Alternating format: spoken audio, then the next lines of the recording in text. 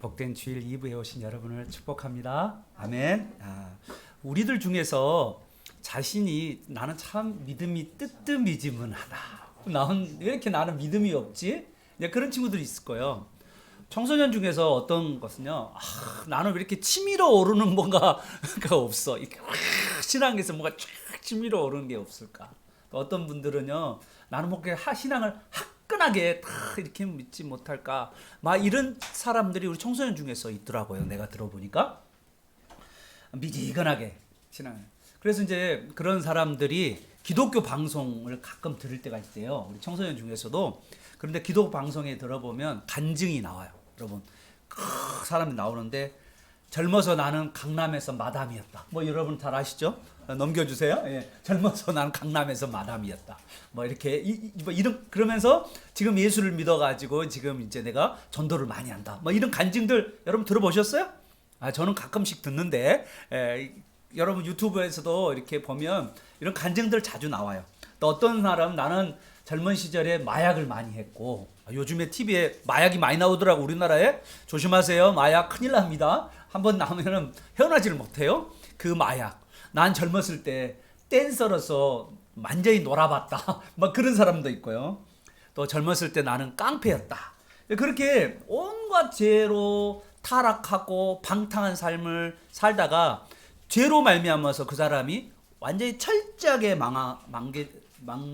이렇게 망하고 실패하고 좌절, 완전히 무너져 버리는 그런 삶을 살아가는 사람이 어느 날 주위의 사람들의 전도를 통해서 교회에 나오게 되고, 그런데 교회에 나오고 나니까 이전에 제약된 삶을 철저하게 회개하고는 이제는 완전히 새로워져 가지고 기도해도 예배를 드려도 제일 앞좌석 앉고 기도를 해도 막 뜨겁게 하고 만나는 사람들에게 아이고 예수 만나니까 너무 예수님 만나니까 너무 좋아 막 그런 사람들이 요 간증해서 이렇게 그래서 이제 CTS 방송에 나와가지고 간증하는 사람들을 종종 보게 됩니다. 여러분 많이 부럽죠? 그런 사람들 보면 안 부러워요? 안 부럽나요? 부럽잖아요. 인생에서 완전히 바뀐 그 삶을 살다가 그러면서 여러분 중에서 내가 미지근하게 신앙생활하는 사람들이 이런 생각을 해요. 나도 저 사람처럼 완전히 죄에 아주 깊이 빠졌다가 그리고 어느 날 하나님 은혜를 주셔가지고 내가 교회에 나가가지고 다시 신앙생활하면 나도 아주 뭐가 치밀어 올라오고 뭔가 신앙을 화끈하게 믿는 그런 사람으로 바뀌지 않을까? 라고 생각하는 사람이 의외로 있어요. 진짜예요. 제가 우리 교회에 있다가 다른 교회로 간 집사님 이야기도 그러더라고요. 보니까 그래서 뭐라고 하냐면 목사님 나도 화끈하게 놀지를 못해가지고 여러분 화끈하게 놀아가지고 못 벗어날 경우도 많아요.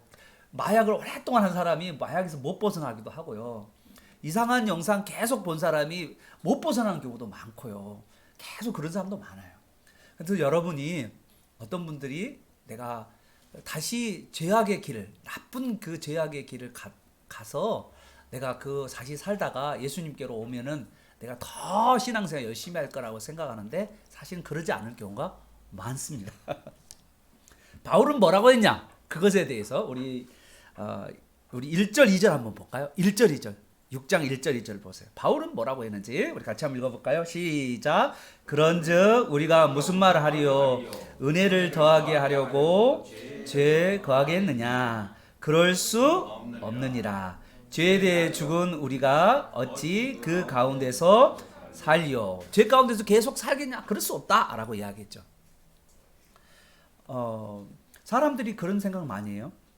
죄 많은 곳에 은혜가 많다라고 하니까 젊은 시절 죄를 많이 짓고 그러고 나서 어느 순간에 수렁에서 건진 딸 아들이 되어 하나님의 은혜를 받아서 사는 모습을 간증을 통해서 보니까 나도 죄 많이 풍성한 하나님의 은혜를 체험하기 위해서 나도 죄를 많이 지어보아야겠다.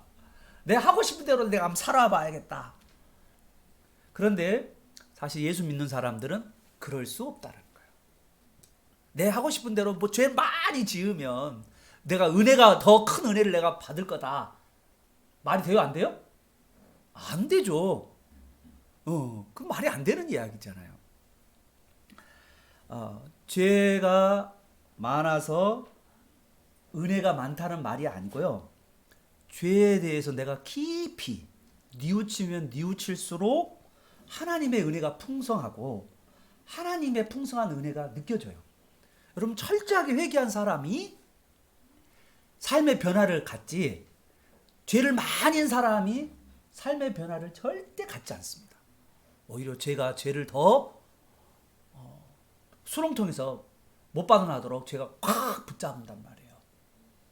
근데 내가 얼마나 지금까지 죄를 많이 지었는가. 여러분, 청소년 시절에 뿐만 아니라 갓난아이 시절에도 우리는 죄를 지어요. 여러분, 청소년이나 그리고 어린이나 또 아주 어린 아이들이 죄를 안 지을 것 같아요? 예, 그들도 죄를 많이 지었습니다.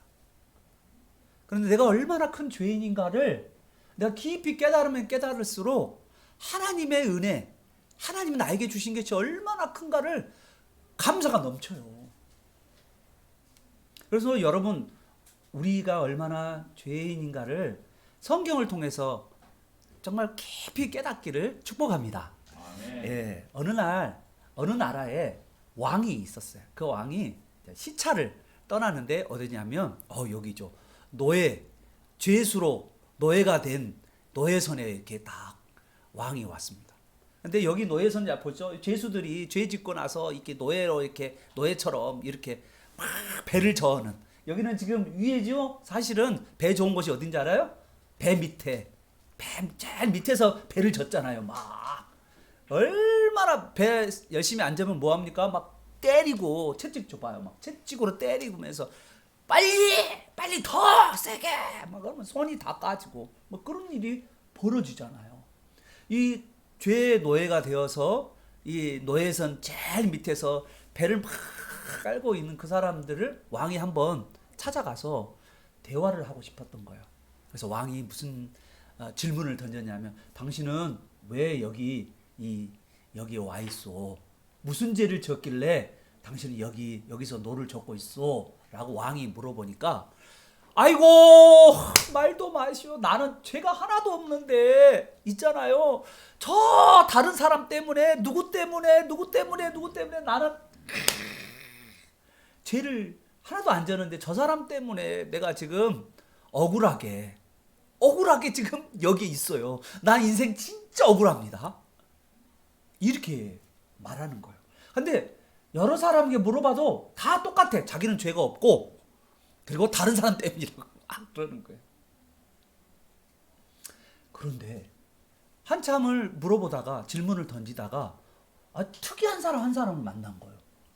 당신은 무슨 죄를 지었기에 여기에 왔습니까? 여기서 노를 이렇게 힘나게 칩니까? 그랬더니 저는 하나님을 떠났습니다.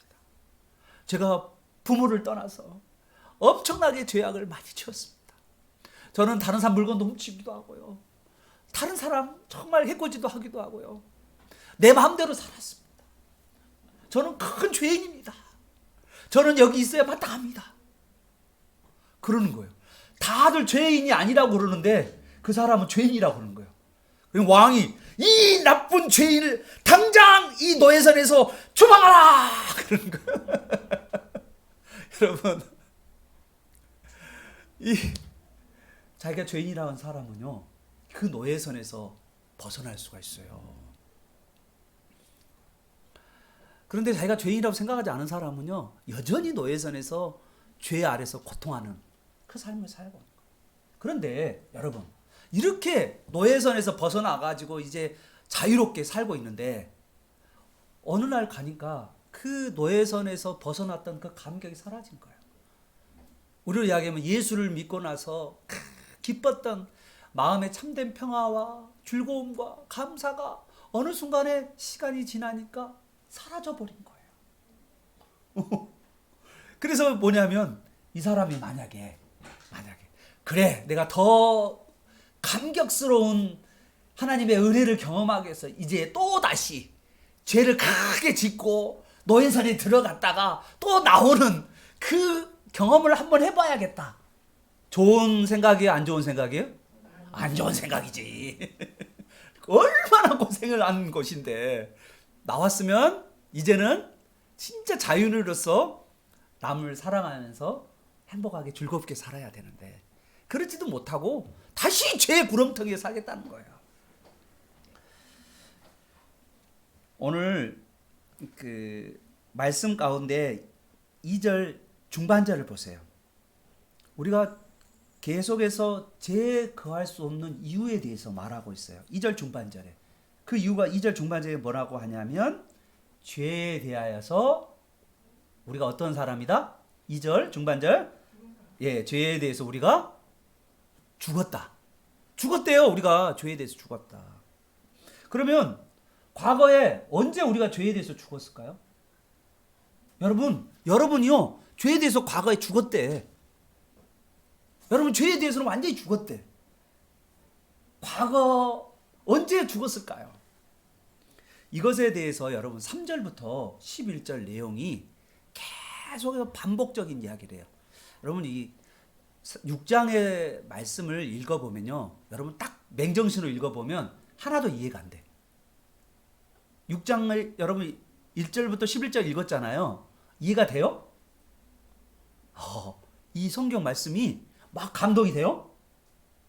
이 성경 말씀이 깨달아져요? 안 될걸요? 거의 안 돼요. 왜냐하면 실감이 잘 안 되거든요.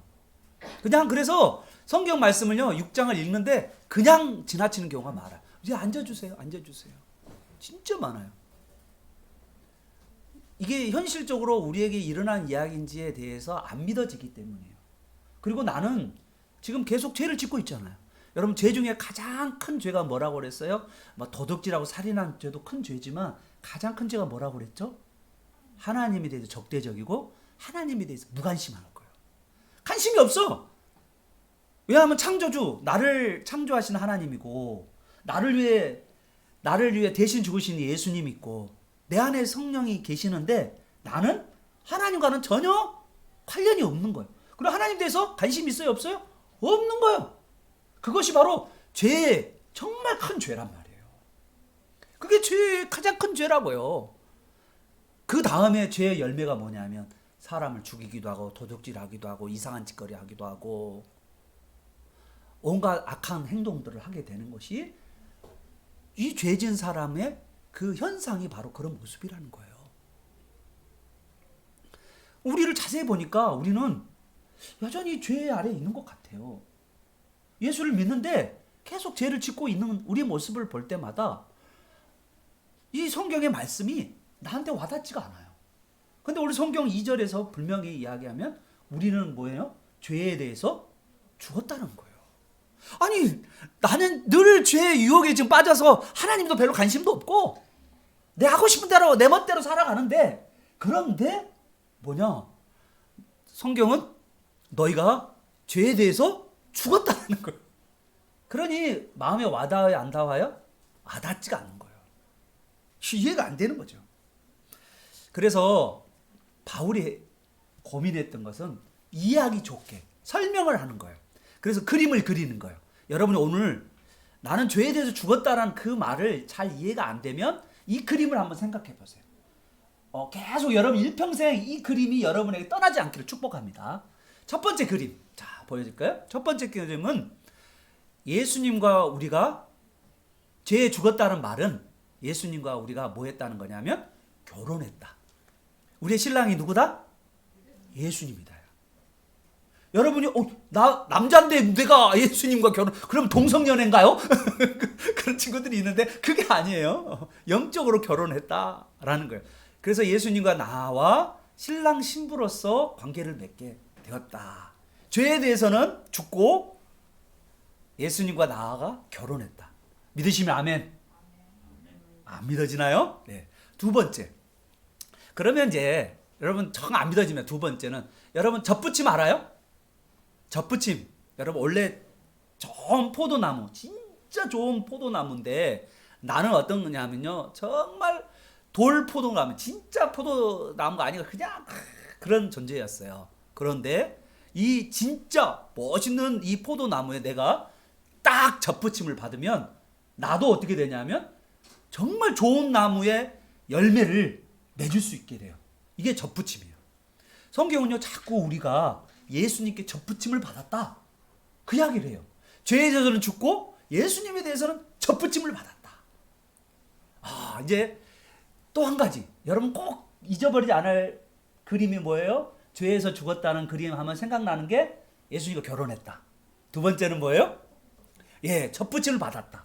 접붙임을 받으면 뭐예요? 갖가지 좋은 것들이 여러분 양분들 뿌리에서 올라온 좋은 나무에서 올라오는 그 뿌리에서 받는 것들이 나에게 전달돼야 안 돼요? 양분들이? 돼요. 접붙임만 받으면. 그러면 나도 다른 좋은 포도나무처럼 아주 맛있고 큰 포도 열매를 맺을 수 있게 되는 거예요.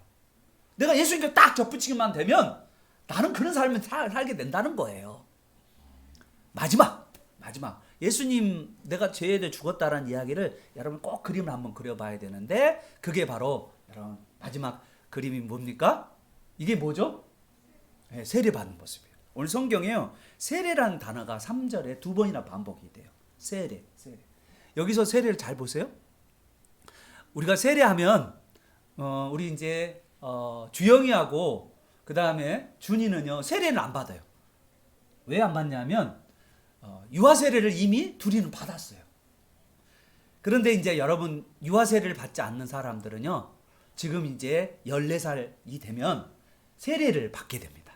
그럴 때 제가 여러분 세례하는 거 보면 제가 여기 딱 여러분이 이제 무릎 꿇고 있을 때 제가 성부와 물로 머리에다가 물로 팍 성부와 성자와 성령의 이름으로 세례를 주노라 이렇게 하면 탁 물이 이렇게 탁 머리 위에 있는 거죠. 이런 세례가 있고요. 두 번째는요 여기 보시면 물속에다가 이렇게 팍 목사님이 봐요. 저 앞에 물속에 지금 들어가 있잖아요. 이게 무슨 걸 보여주냐면 여러분 이 세례를 보면 뭘 봐야냐면 내가 물속에 빠진 것처럼 내가 죽었다는 거예요. 저게 죽었다는 거예요. 누구와 함께? 예수님과 함께 세례를 받은 나는 예수님과 함께 죽었다라고 하는 모습이에요. 저게 죽은 모습이에요. 그리고 뭐합니까 이제? 다시 그 물속에서 일어났겠죠? 그럼 뭐예요? 내가 예수님과 함께 다시 살아났다. 죽은 사람, 장례식. 여기는 다시 살아나서 예수님이 나의 신랑이 되고 예수님께 내 접붙임이 되고 이제는 예수님께 반응하며 하나님을 사랑하는 그런 존재가 된 거예요. 이거를요 여러분 오늘 6장 내내 염두를 둬야 돼요. 나는 죄에 대해서는 손절했다. 그리고 예수님에 대해서는 살아있다. 이제 하나님에 대해서는 살아있다. 그런 존재가 나는 되었다는 게 6장의 이야기예요. 그래서 오늘 이야기를 그래서 뭐라면 우리 고난주간에 예수님과 함께 우리가 어떻게 했냐면 죽었어요. 아멘. 그리고 부활주일에 예수님과 함께 우리는 뭐 했어요? 부활했어요. 그래서 예수님과 함께 죽고 예수님과 함께 산 존재가 된 거예요. 우리는 새로운 사람이 되었습니다. 여러분 북한이 싫어. 북한의 압제와 폭력과 억압과 북한이 너무 싫어서 남쪽으로 기순했어요. 남쪽으로 돌아왔다는 사람 있잖아요. 우리 각간에 북한에서 온. 그러면 북한에서 남쪽으로 왔으면 북한에 대해서 여전히 북한에 대해서 막 사랑하고 북한에 머물고 싶어 그랬을까요? 아니면 북한과 관계는 어떻게 됐을까요? 완전히 끊어진 거야. 북한에 대해서는 내가 죽은 거야, 완전히. 이제는 거기에 있으면 나는 엄청나게 고생하고 엄청나게 매를 맞고 엄청나게 노예 생활을 해야 되고 죄에 따라서 살아가는 거예요. 잠시 조금은 즐거움이 있을 수 있으나 거기는 엄청난 것이 있어요. 그래서 나는 거기서 벗어나서 이제 남한으로 내려온 거예요. 기순한 거예요. 그러면 이제는 북한에 대해서 나는 완전히 죽었고 나는 남한 사람인 거예요. 여러분 이 세상은요 두 나라가 있어요. 여러 나라가 있는데요 목사님. 한 나라는요 하나님 나라예요. 여기는 은혜가 지배해요. 여기는요 하나님이 다스려요. 또 한쪽은요 이쪽 나라는 죄의 나라예요. 여긴요 마귀 사탄이 다스려요. 사탄은요 가끔씩 죄의 쾌락을 줘요. 맛이 있어요, 쾌락이. 그런데 그 쾌락으로 말미암아서 우리가 점점 수렁에 빠져서 그리고는 그 쾌락 때문에 우리는 망하게 돼요. 그 나라가 두 개의 나라가 있어요. 여기 나라는요 서로 배반이에요. 서로 모순이에요. 같이 이렇게 교집합이 없어요. 우리가 하나님 나라의 사람인지 아니면 세상 나라의 사람인지 아니면 죄의 나라의 사람인지 우리는 둘 중에 하나밖에 없어요. 그런데 우리가 예수님 안에서 죄에 대해서 죽은 자면 이제는 세상 그리고 죄의 나라에서 완전히 끝난 거예요. 끝난 거예요. 자, 여러분 우리나라 전통 결혼식을 이야기해 줄게요. 자, 여러분 결혼식 자, 보십시오. 우리가 예전에는 어떤 집안의 사람이었냐면 따라서 해보세요. 죄씨 집안. 뭐라고요? 죄씨 집안. 우리는 죄씨 집안의 사람이에요. 그래서 죄 지배 아래 있었어요. 그래서 계속해서 하나님에 대해서는 대적하거나 무관심해. 에이, 관심도 없어. 이게 죄씨 집안의 특징이야. 그리고 온갖 자기 마음대로 살아가는 거. 그런데 이 죄 가운데서 쾌락이 조금씩은 있죠. 그래서 그 쾌락을 즐기다가 망하는 삶을 살아가는 것이 바로 죄씨 집안의 특징입니다. 여기 의씨 집안은 어떤 집안이냐면 하나님의 은혜가 있고요. 그죠? 예수님의 의가 들어있고요. 지금 봐요.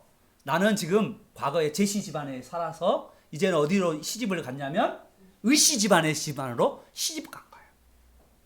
저는 여러분도 다 그렇습니다. 여러분이 예수 그리스도를 믿으면서 죄씨 집안과 죽은 거예요. 끝난 거예요. 단절인 거예요. 여러분 예전에 우리 전통 결혼 어떻게 생각해요? 지금은 여러분 그러지 않아요? 그런데 예전에 이런 거 있었어요.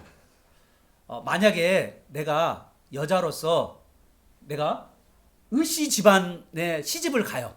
그러면 어떻게 되냐면 죄씨 집안과는 완전히 출가 외인. 알아요? 출가 외인. 그 집안과는 교제를 해야 안 해요? 죄씨 집안은 원래 내가 태어났던 곳이고 내가 성장했던 곳인데 그 집안과는 완전히 교제를 안 해요. 옛날에 그랬다고요. 그래서 뭐라고 하냐면 너는 이제 결혼한 의씨 집안의 귀신이다. 예, 온 집사님 그 이야기 많이 들으셨죠? 예. 옛날엔 그랬다고, 옛날에는. 지금은 안 그래. 여러분, 지금은 안 그래요. 지금은 안 그랬지만, 옛날에는 한번 이 집안에 성장했지만, 이 집안과 결혼하기 시작하면, 우리가 예수님 집안과 결혼했잖아요. 예수님과 함께 결혼했잖아요. 그러면 우리는 이제는 죄에 대해서는 완전히 죽은 거야. 여기는 손절이야, 손절. 여기와 함께 사는 거야. 그런데 가장 큰 고민은 뭐냐? 목사님, 저는요, 목사님 말을 들어보면 죄에 대해서 분명히 죽었다. 성경에서도 죄에 대해서 죽었다. 죄에 대해서는 죽었다라고 분명히 하는데 나는 왜 죄를 계속 짓고 있죠? 죄에 대해 죽었다며요. 그런데 왜 나는 계속 죄를 짓고 있죠? 라오. 나는 죄에서 죽었고 죄에 대해서는 자유로운 자가 되었고 이제는 나는 예수님을 꼭 닮은 정말 예수님 동생, 예수님의 여동생 그 정도는 돼야 되는데 나는 왜 계속해서 이 죄와의 싸움에서 갈등하고 있죠? 나는 왜 이렇게 계속해서 죄 가운데서 허덕이면서 죄의 유혹에서 늘 넘어지죠? 여러분 중에서 계속해서 죄 갈등 가운데 있는 사람도 있을 거예요. 어떤 친구들은요, 어떤 사람들은 야한 동영상을 안 보면 손이 떨리고 마음이 공허하고 갈증을 느끼고 또 어떤 사람은 술을 마시지 않으면 떨리고 목이 타고 막 정신이 아파오고 머리가 아파오고 잠을 자지 못하고 청소년 중에서 어떤 친구들은 게임을 하지 않으면 그런 친구도 있어요. 제가 좋아했던 그 청년 시절에 좋아했던 목사님 한 분이 계세요. 이 박영선 목사님이라는 분인데 이 박영선 목사님은 그 예수님 그 자기가 목사가 되기 전까지 뭐 했냐면 당구를 1000 정도 쳤대요. 박영선 목사님 한양대 나오셨는데 이분이 한양대 앞에서 왕십리 한양대가 있거든요. 거기 당구를 여러분 이해를 못하는구나. 당구 천이 얼마 정도 되는지를. 그래서 그 목사님이 이제 교회는 다녔어요. 교회는 다녔는데 어느 날 탁 뒤에서 제일 뒤에서 청년이에요. 청년 시절에 제일 뒤에서 본데 갑자기 여기 예배당 전체 위에 천장이 당구 다이로 보인 거야. 그리고 당구 다이가 여기 전구들이 다 당구야. 당구 구슬이야. 그래가지고 저렇게 치면 저렇게 되지. 그것만 생각했다고 그래. 지금은 엄청 훌륭한 목사님이시거든요. 여러분 박영선 목사님이면 알아줘요. 그런데 그랬대요. 그래 여전히 계속해서 그 생각만 나는 거예요. 우리 친구들은 다 게임만 생각나는 거잖아요. 게임 시간만 나면 그 게임 어떻게 할까 게임. 그래서 휴대폰을 못 놓잖아요.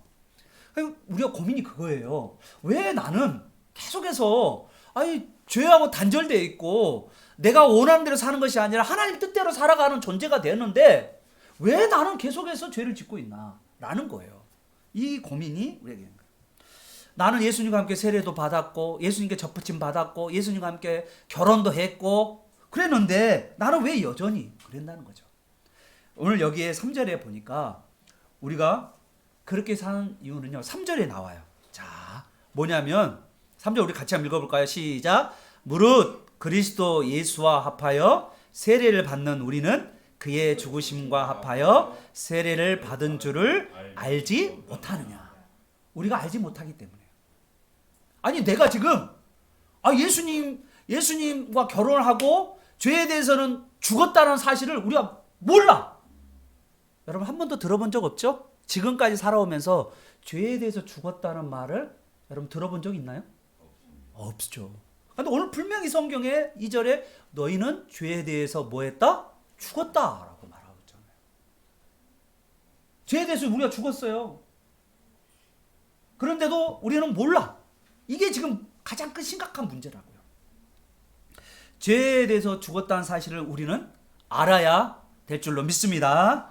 죄에 대해서 죽었고 죄에 대해서는 자유로운 자예요. 우리 이제는 죄의 속박에서 우리가 벗어나는 걸 알아야 돼요. 그런데 아직 우리의 모습은 죄에 매여 있고 죄에 속박되어 있고 두려움 속에서 게임을 안 하면은 뭔가 영상을 안 보면은 내가 뭐 어디 놀러를 안 가면은 막 벌벌벌벌 떨면서 막 몸이 쑤시고 좀처럼 머리가 멍하고 잠도 안 오고 막 그런 우리의 모습이 있다는 거예요. 그건 뭐냐면 내가 죄에 대해서 죽었다는 사실을 모르고 있기 때문이에요. 난 죄에 대해서 죽었는데 나를 위해서 살아가는 것이 아니라 나는 하나님을 위해서 살아가는 존재로 새롭게 태어나는데 내가 모르는 거예요. 내가 이제는 예수님과 함께 살고 예수님과 함께 이렇게 생활하고 그것이 나의 인생의 최고의 기쁨과 즐거움인데 그거를 모르고 여전히 나를 만족을 위한 죄의 쾌락에 깊이 빠져서 헤어나지 못하는 내 모습은 내가 이미 죄에 대해 죽었다는 사실을 모르기 때문에 내가 죄에 대해서 손절했다는 사실도 모르기 때문에 그렇게 되는 거라는 거예요. 여러분 2차 대전 때 2차 대전이 언제 끝나냐면 언제 끝나죠? 2차 대전 세계 2차 대전 언제 끝나죠? 1945년에 끝나요. 그런데 2차 대전 끝날 즈음에 일본군이 동아시아 지역을 계속 정복해 가는데 그 2차 대전이 끝나고 나서 일본군이 필리핀에 있었던 일본군 중에서 전쟁이 끝난지도 모르고 뭐 하냐면 산 깊숙이 정글까지 들어가 있었어요. 그래가지고 혹시 연합군이 자기를 죽일지 모른다는 생각으로 무려 30년 동안 필리핀 깊은 정갈이 있었어요. 정글에. 이 사람입니다. 히로 오나다 중이 1974년에 그 마을 주민이 필리핀 마을 주민이 발견한 거야. 이상한 사람이 아주 빼빼 마르고 그 무섭게 생긴 어떤 사람인지 짐승인지 모를 정도로 그런 사람을 발견한 거야. 지금은 좀 멋있게 그렇게 꾸며놨지만 왜요? 자기가 지금 전쟁이 끝난지를 모르고 있기 때문에. 전쟁이 끝나서 이제 이 사람도 일본에서 자유롭게 살 수 있는데 여전히 뭐합니까? 나는 내가 붙잡히면 전쟁의 포로가 될 거고 그러면 나는 학대를 받다가 죽을 수도 있다라는 생각으로 그 정글 깊숙이가에서 30년 동안 자유 없이 무서움에 벌벌벌 떨면서 그 안에서 숨어서 살았다는 거예요. 우리가 죄에 대해서는 죽었다는 사실을 모르고 여전히 죄에 대해서 벌벌벌 떨고 두려워하고 죄의 쾌락을 내가 조금 맛보면다가 더 깊은 수렁에 빠진 것도 모르고 늘 죄를 짓지 않으면은 막 손이 흔들리고 뇌가 흔들리고 막 마음이 막 조급하고 불안하고 그래서 어찌하다 없이 막 또 죄 가운데로 게임 가운데로 내가 하고 싶은 대로 그렇게 살아가는 그런 사람이 있다는 거예요. 6절 한번 읽어보십시다. 우리 같이 한번 읽어볼까요? 6절 시작. 우리가 알거니와 우리의 옛사람이 예수와 함께 십자가에 못 박힌 것은 죄의 몸이 죽어 다시는 우리가 죄의 종노릇 하지 아니하려 함이라. 우리가 죄의 종이 이제는 아니라는 거예요. 이제는 하나님을 너무너무 좋아하고 하나님을 사랑하는 그런 존재지 하나님에 대해서 무관심하고 그리고 내가 하고 싶은 대로 내 마음대로 살고 그리고 온갖 죄의 쾌락 가운데 살다가 그리고 그 죄의 구렁텅이에서 완전히 헤어나지 못하는 그런 존재가 아니라는 거예요. 우리가. 왜요? 예수님과 우리가 연합했기 때문에 예수님과 함께 결혼했기 때문에 예수님과 함께 예수님께 접붙였기 때문에 예수님과 함께 내가 세례를 받았기 때문에 내가 완전히 새로운 존재가 되었는데 내가 여전히 죄를 짓는다. 그거는요 천부당 만부당 하는 거예요. 사랑하는 여러분, 우리 11절 우리 암송구절 한번 읽어보도록 하겠습니다. 우리 암송구절 시작. 이와 같이 너희도 죄 자신을 죄에 대해서는 죽은 자요 그리스도 예수 안에서 하나님에 대하여 살아있는 자로 여길지어다. 여기서 이와 같이 그러는 앞에 9절과 10절이 예수님 이야기거든요. 예수님 같이 예수님께서 어떻게 하셨어요? 예수님에게 일어난 사건이 뭐죠? 우리 9절 10절에 보니까 십자가에서 예수님이 죽으신 거예요. 그리고 예수님이 또한 부활하신 사건이죠. 이 사건이 예수를 믿는 우리에게 그대로 일어난다는 사실을 우리가 여겨야 된다는 거예요. 우리가 예수님이 죄에 대해서 죽었거든요. 예수님이 죄에 대해서 죽었어요. 우리의 죄 때문에 죽으셨어요. 그러면 그때 나는 죄에 대해서 죽은 자로 내가 여겨야 돼요. 예수님이 하나님에 대해서 산 자로 살아나셨거든요. 그러면 우리도 하나님에 대해서 살아있는 자로 우리가 여겨야 된다는 거예요.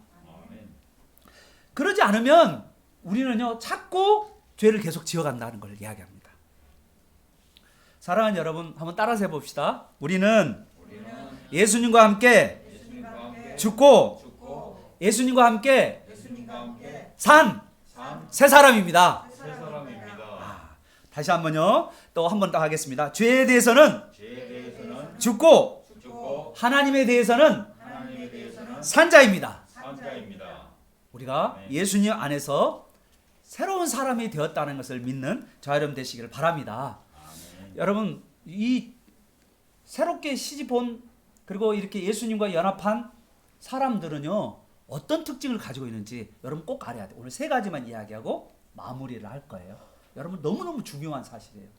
여러분 어떤 사람이 있냐면요 내가 예수님과 결혼을 하고 예수님과 함께 세례를 받고 또 예수님과 접붙여 받았는데 어떠냐면 사실을 잘 이해하지 못하는 사람들은요 어떠냐면 죄가 여러분에게 또한 유혹이 여러분에게 찾아와요. 그런데 너무나도 쉽게 여러분이 죄에 노출되고 죄를 저지르는 그런 모습을 가질 수가 있거든요. 여러분도 그러잖아요.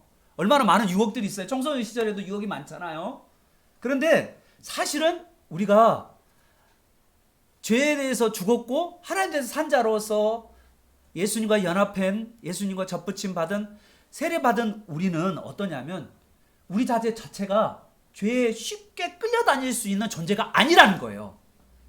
우리가 죄에 대해서 쉽게 끌려다니는 게 아니에요. 근데 사람들은요, 너무너무 죄를 쉽게 생각을 해요. 너무 그냥 죄 지는 것에 대해서 너무 당연한 것처럼 우리는 생각하는데 절대 그럴 수 없다라는 거예요. 우리 죄 지는 것이 절대 당연한 거 아니에요. 우리는 죄에 대해 죽었잖아요. 그러니 죄를 지는 게 당연한 거 아니라는 거예요. 우리 안에 여러분, 우리 안에 이제 죄가 들어온다면 그 죄는 뭐냐면 불법이에요. 우리는요, 하나님 나라 백성이고 하나님의 자녀이고 또 우리가 하나님이 우리를 지배하고 통치하고 있기 때문에 우리 안에 죄가 들어오면 그 죄는요, 불법한 거예요. 너 불법한 너가 왜 들어와 있니? 따져야 돼요. 너를 빨리 나가. 안 나가면 죽어? 우리는 죄를 추방해야 돼요. 떨쳐야 된다는 거예요. 그런데 우리는 뭐냐면 너무 쉽게 죄에 대해서 뭐 그럴 수 있지. 남들이 다 그러는데. 남들도 다 하는데. 마약도 그럴 수 있지. 폭력도 그렇게 할 수 있지. 남들도 다 하는데. 그러면서 우리가 죄에서 죽고 하나님에서 산 자라라는 그런 새로운 나라는 인식이 아예 없는 그런 삶을 살아가는 것은요, 그건 잘못된 삶이라고 성경은 말하고 있는 거예요. 두 번째로 여러분요, 설령 여러분이요 죄에 빠져 있다 할지라도 내가 만약에 죄에 깊이 빠져 있어. 그러면 그때 여러분이요 즉시 회개하면 그 죄의 세력이 떠나게 돼 있어요. 왜냐하면 죄의 세력은요, 너 잘못된 사람이, 너 잘못된 죄가 내 안에 들어오면 안 돼. 너 떠나. 그리고 나는 이 죄가 잘못됐다고 하나님 앞에 고백했어. 딱 이렇게 말하면 죄가요 떠나요. 그래서 죄에서 벗어나. 죄의 세력이 나를 건들질 못하는 거예요. 나는 하나님의 사람이야. 그러면서 나의 죄에 대해서 철저하게 회개하기 시작하면 여러분요 놀랍게 변화돼요. 죄에 대해서 회개하기 시작하면 여러분의 삶은 새로운 삶이 돼요. 여기 보세요. 여러분 시집간 사람이 있잖아요. 다시 친정으로, 옛날 같으면 친정으로 왔다고 생각해봐요. 여러분 친정은 자기 집이 아니에요. 이제 시집가면 어디죠? 이제는 신랑집이 자기 집인 거예요. 그죠? 신랑집이 자기 집이잖아요. 그럼 친정집에 오는 것은요, 그거는 잠깐인 거예요. 죄의 집에 있는 것은요 잠깐인 거예요. 그래서 빨리 벗어나야 돼. 그게 뭡니까? 자기 죄를 고백하는 거예요. 내가 얼마나 잘못됐는지 하나님 앞에 고백하기만 하면 하나님은 우리에게 은혜를 베풀어 주시는 거예요. 그리고 우리가 다시 회복되게 만들어주는 거예요. 그래서요 우리가 죄를 지는 사람은요 빨리 죄를 회복해야, 죄를 회개해야 돼요. 그래서 빨리 돌아와야 돼요.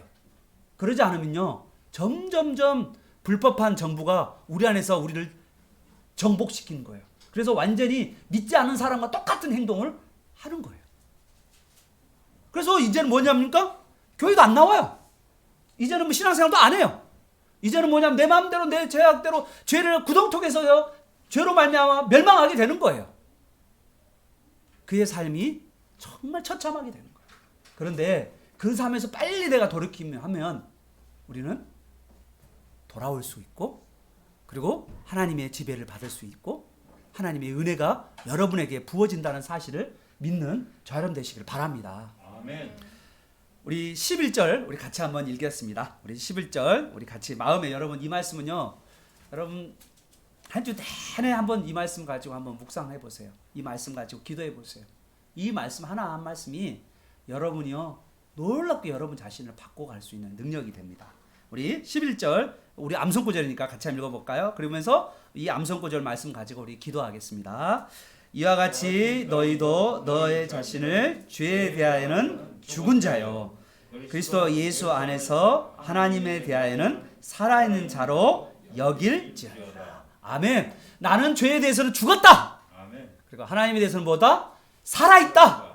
그래서 나는 하나님께 반응하면서 살아가는 존재다는 사실을, 새로운 피조물이 되었고 새로운 사람이 되었다는 사실을 믿는 저 여러분 되시길 축복합니다. 아멘.